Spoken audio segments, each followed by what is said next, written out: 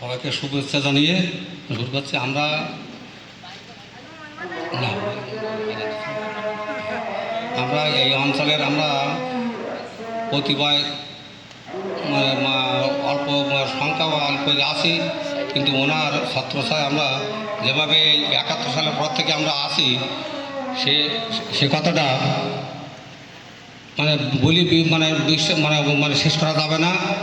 আমাদের বিভিন্ন সুখ দুঃখে, বিভিন্ন আপাত বিপদে ওনার যে উনি এবং ওনার লোকজন, ওনারা সবসময় আমাদের মানে একবার ছত্রছায়ার মতন পাড়া দিয়ে এই অঞ্চলে আমাদের পুজো পার্বণ বিভিন্ন অনুষ্ঠানে কোনো দিক থেকে আমাদের কোনো ক্ষয়ক্ষতি, কোনো যান মালের কোনো রকম ক্ষয়ক্ষতি হতে দেয়নি। আর এখনও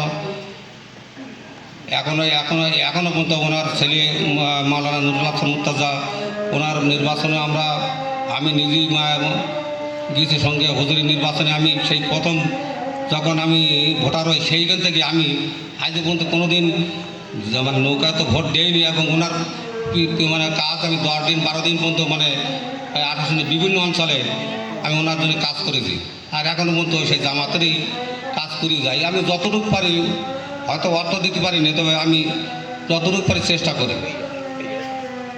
আমাদের এই জামাত ছাড়া আমাদের এই অঞ্চলে কোনো রকম কোনো নিরাপত্তার ব্যবস্থা আমি তো খুঁজি দেখিনি।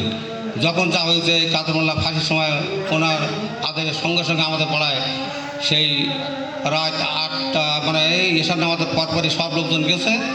আর ফজরের নামাজের পরে তাই পুলিশ 15 জন ভয় পেতে নাই বা অন্য কাউকে যেন সেই জন্য আমাদের অঞ্চলের যেন ক্ষতি না করে, এই অঞ্চলে যাতে মানে জামাতালাদের জন্য ওই অনেক লোক দোষ টুই দেয়।